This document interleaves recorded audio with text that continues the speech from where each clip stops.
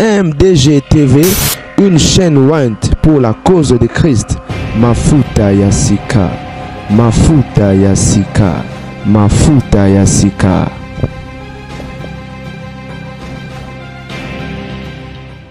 Mbote bandi MDG TV mafuta sika ezali na bino la grande dame avec un grand GK na cadre d'actualité bande ko babolingo bino boyebi réseaux sociaux za ya ko ningana zaire za ko zika nde na lobaka ekeye zongi dossier femme Tamar na mobali na ye.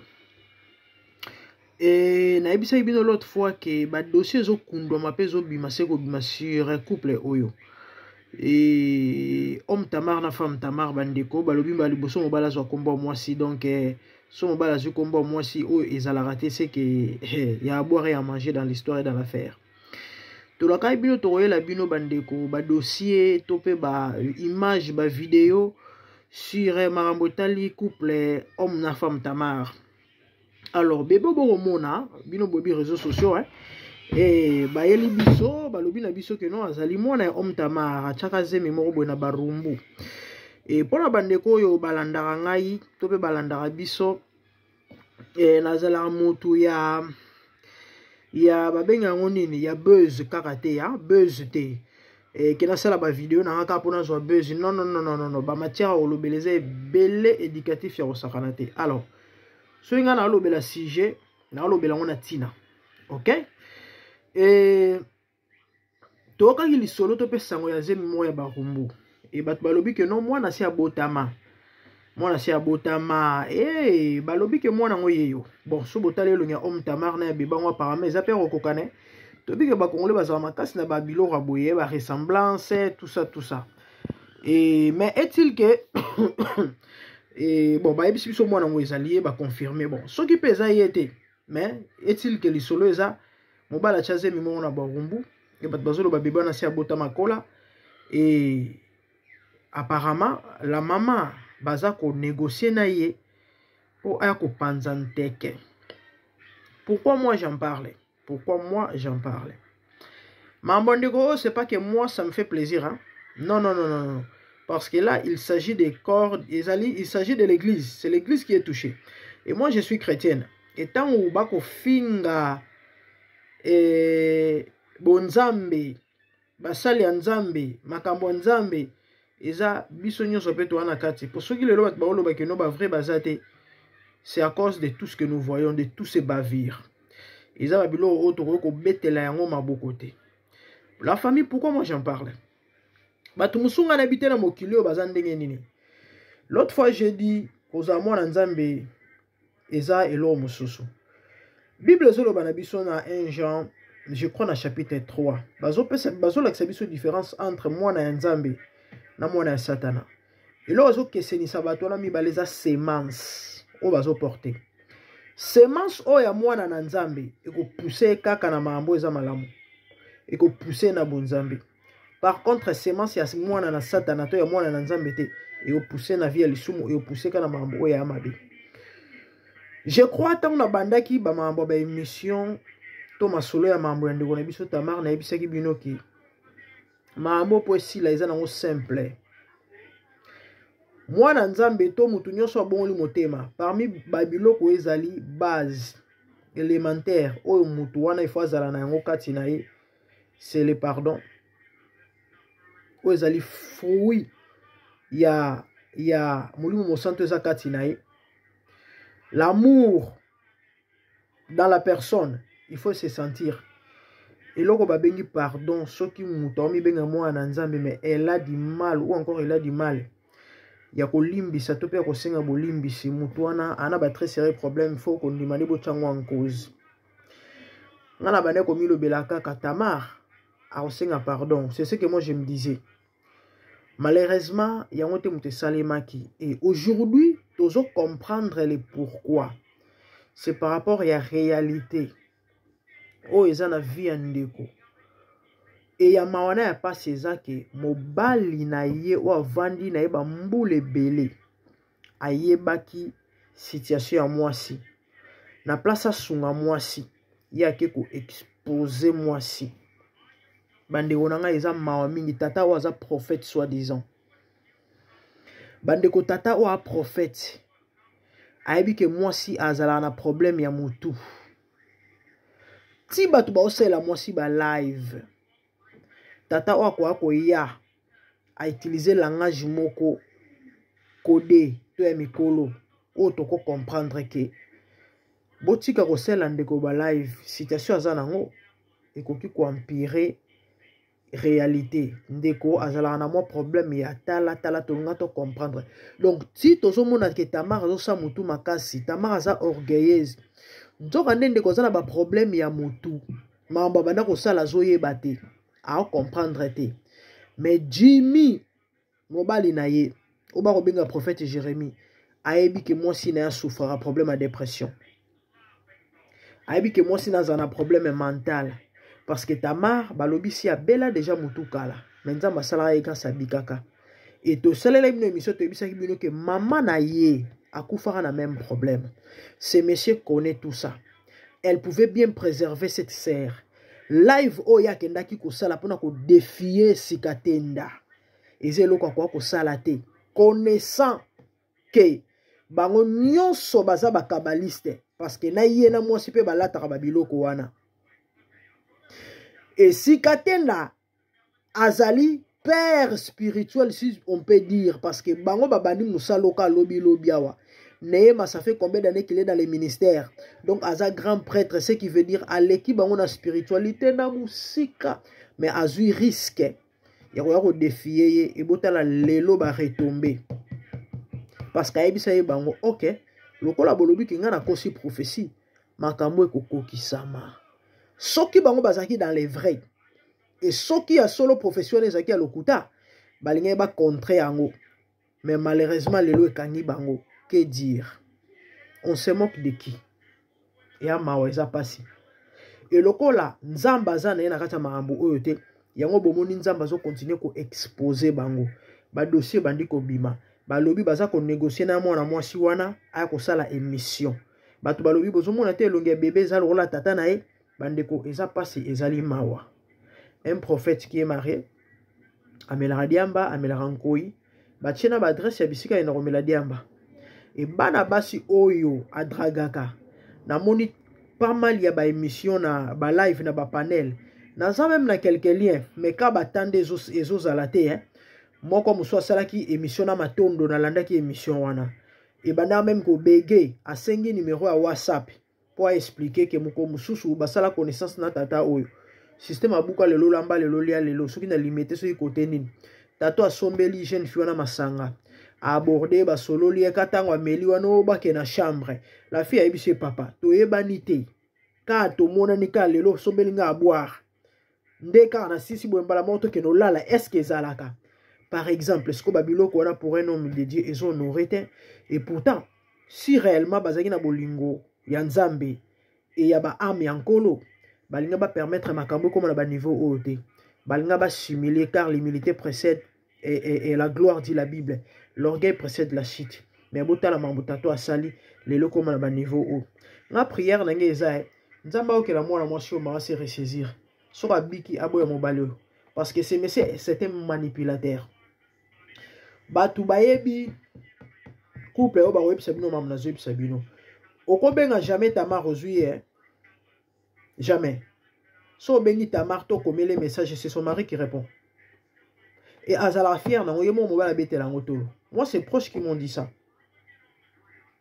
donc contrôle ya ko sakanata contrôle moi na moi si a manipula kaye donc tellement yebi ke ba vie na ye za bien te a mutu moko ya vie moko ya malamu te yango moni tout ça na vie à moi na ya bato mais sachez qu'il y a un Dieu au ciel basara na nzambe te et lelo ba archive comme bima ya babana croyez-vous que moi na moi si obande ko na luboyi na ataku tongo ba supportera ba acceptera ba kimilaka busoto buzoba ya mobali bien que déjà bazalaka na baguerre likolo kaka etamboleli ya mobali ya mabe. Mais si moi ça y a non ça la confiance na mobali na été, elle a dit ça pourquoi? Mais elle a dit ça à cause ya etamboleli ya mabe ya mobali.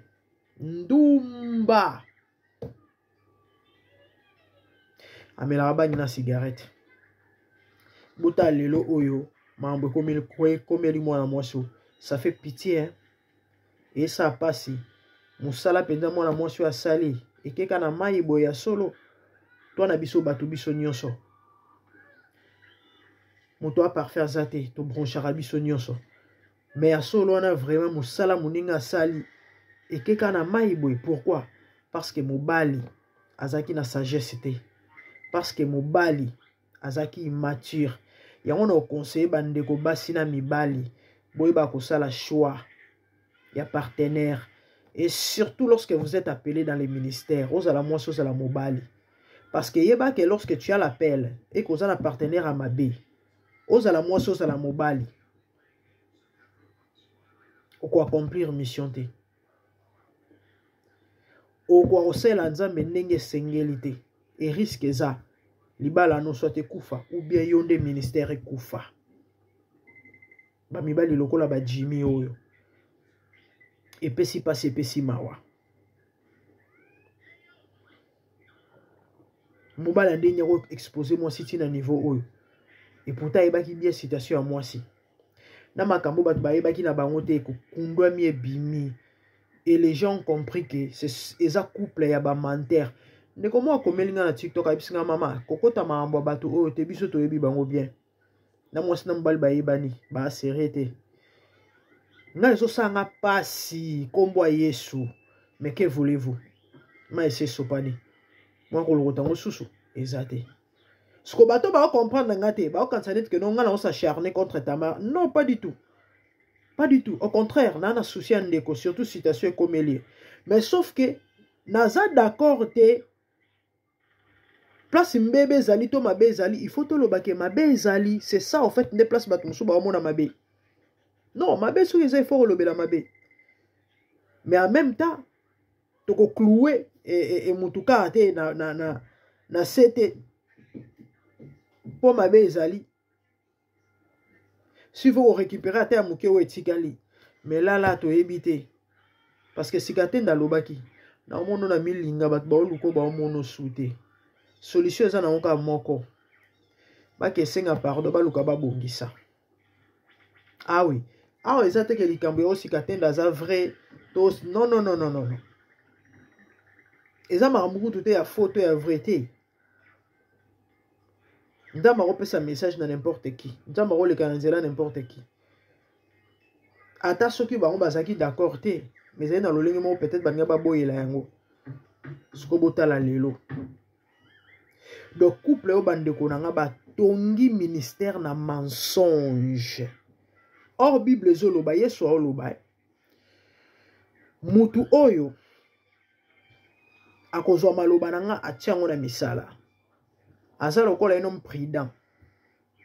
Watu nginda kulikola libanga mupepe koya mbule koya parce que bolinga te na ministère sokuten na vent contraire te lokuta c'est que yona satana boke nzela moko okuta na vent contraire ebele pe batambola na nzambe mais mupepe tango ya etika bango peta musuye moko etiki par terre mais net azaki na nzambe nzamba reconstruire à rebâtir muto telemi. Yesu lobi muto kozoma lo bananga tshena misala aza lokola enom prudent atongi ndako likola libanga mbule koya mupepe koya mbonge ko bia ekoningana mais ekoya te parce que ngana libanga mais muto ko tshama lo bananga na misala te aza lokola mutu aza lokola zoba wa atongi ndako likola zelo tango mipepe koya ndako ne ko subsister te couple o femme Tamar na homme Tamar batongi ministère likolo ya zelo batongi ministère likolo ya mensonge batongi ministère likolo ya kabale batongi ministère likolo ya connaissance o nyonso bazalaki nango erroné o ezaki nzambe te ebota conséquence lelo musaleke na mai ka mwana mwasi olobi na banzembo na ya fortifiaki bato ka bato wana lelo oyo balobi te toyebaki te to comprendre nde. Mais ce que j'aime avec le Seigneur, la Bible dit pour tous qui vivent il y a de l'espérance. Et on a trop tard. Tant que on a envie, bako bandela na Nzambe. Et Dieu est capable, il y a besoin de sa confiance. Na mitema. Ata batu nyonso te. Menga na yebi Nzambe. Ase kusa même ou ekufi. Ondeko oyo ayemba. Comment il s'appelle? Frère Ayemba, vanda na yo, umela seko na seko, komone kimingai. Alkambumba. Ayemba, abongi sakae. Asili saka, milelo ya mbula na mbula. Azongi saka esengo esila kala. Azanzambe nanga.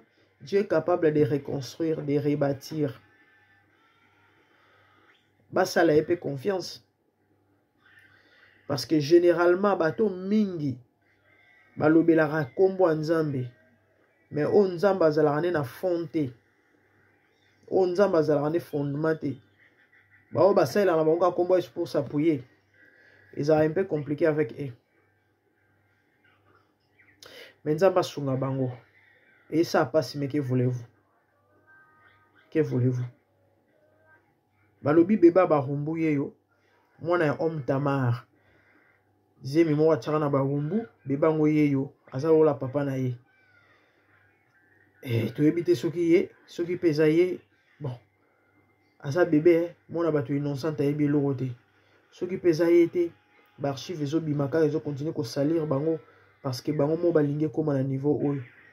Pour mobile so azaki sage ma bolingi ko na niveau haute loti awa za ko yemba banzembo na mwasi ayebi ke mwasi ana ba problème très sérieux tato motema mabe nga na ebite so pesa ka ba fait yango ya yanko yango na ya diamba ngo na ebite parce que comment mto ko na niveau nde attendez bat bazolo ba keno immaturité oui mais eza ba mamso eza mambo immaturité te eza ka likambo conscience yo ebi ke mwasi za na ba problème mutu bazo pese conseil azo yokate de gauche à droite biso to yebi ete mais yo yebi ke non oyo parce que faut yeba c'est sa femme bavani na bambule belé que oyo ezali problème moi si na ngazala nango et du coup otiki ende ngwana otiki pe bato bongo ba continuer ko finga ko critiquer ce qui est vrai ba acharnement moi na moi sur et contribuer pe na dépression ou asali et contribuer à ça mutu te vous croyez quoi? Et pourtant, mobali a kokaki ko empêcher loko depuis. So ya ka solana batu kino bandeko botika. So ki tamara zo yokate c'est à cause de ça. Na langage mo bo batu ba comprendre. Et du coup ton ngamba la moko to yango na ko parce que mutoko sala boyete. Mais non. Il a continué na ye. Buta na bilo tamara bando sala batu so balo bano aza on dirait ça na bo mwana mini c'est enfantin et pourtant tant à l'obara on sent que elle est mature. Nous qui robima na neige na mobali bébé et puis du coup na batu kana soni mais les messieurs continuent na kata buzoba yango tata mukolo boy plus de 40 ans continue na buzoba on dit qu'on est moi ça na ba problème bande wa mutambola mokili omona makambo est-ce qu'on a iso pesa nga kanda moko boza nango idete iso pesa nga pasi na kanda boza nango idete c'est lui la cause de tout ça. Nous devons rendre la situation moi so compliquée boye ezalié moi mobali o Jimmy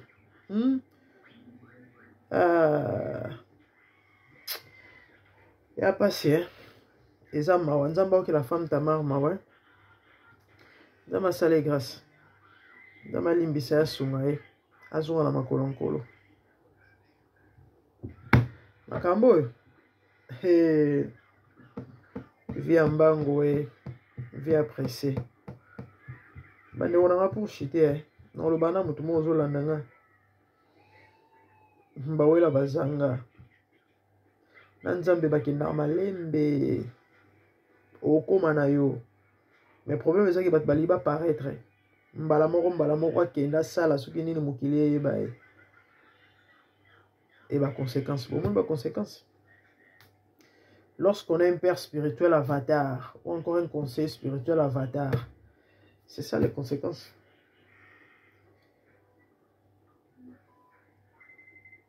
Lorsqu'on est basé ou encore fondé sur le judaïsme, qui n'a rien à voir avec le christianisme, qui n'a rien à voir avec Jésus, puisque c'est la bénédiction de l'Éternel qui enrichit de la Bible, elle ne s'est fait suivre d'aucun chagrin. Donc ce qui veut dire, les pamboli nyon sur ali aye souté outil dans zambete et éternalité. Et la namara chagrin. Et voilà les chagrins.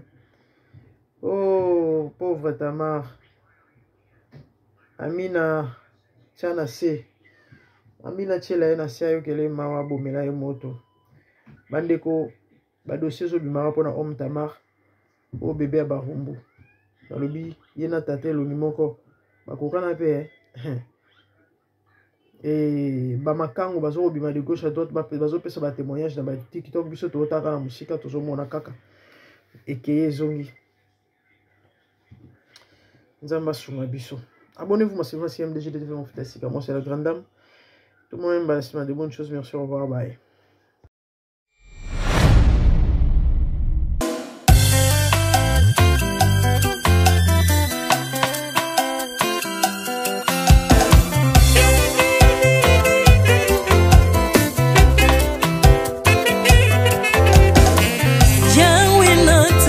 Mokili yo na monite natangi na histoire ya monde na monite naluki na yemba pete toze pour passer Seigneur, je n'ai pas pris non plus entendu parler oui ako kalala yo Yesu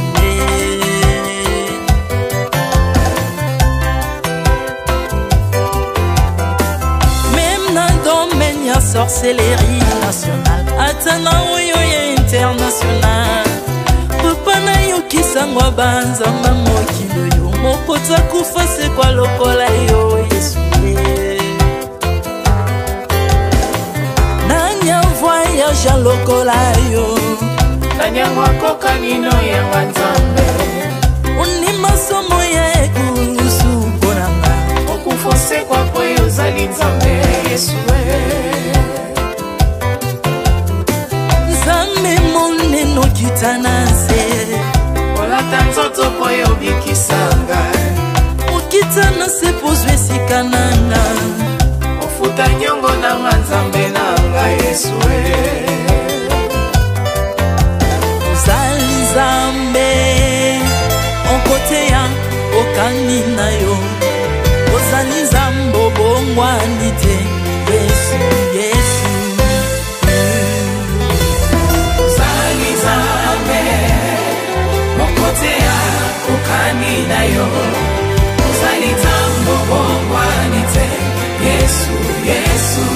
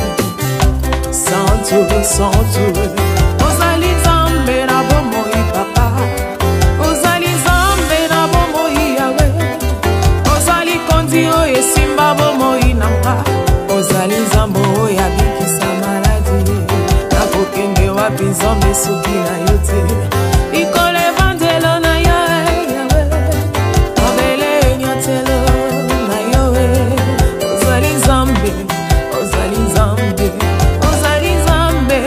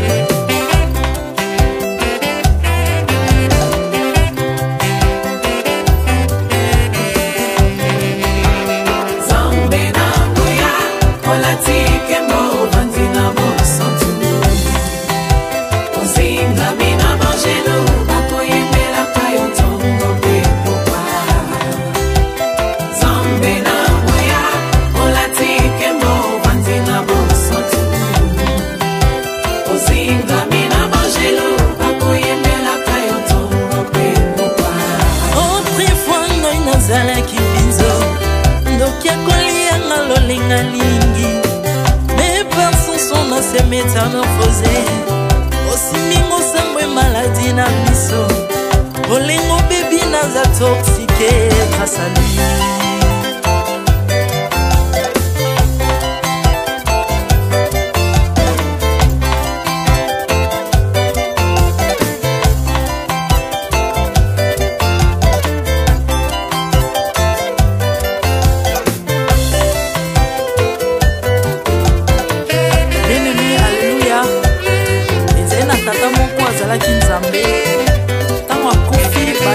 Balobi que non akosekwa ponzamba bakristo pase.